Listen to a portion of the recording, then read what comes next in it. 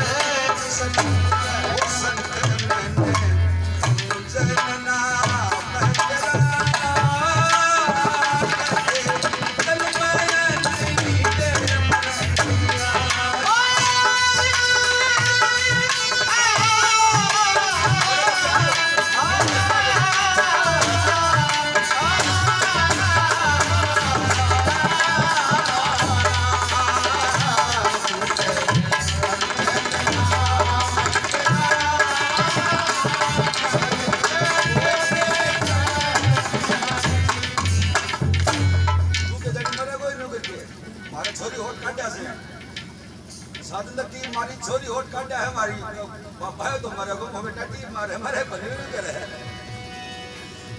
का बताइए थोड़ी देर मारा करो भाई कितना पड़ रहा है हमारा।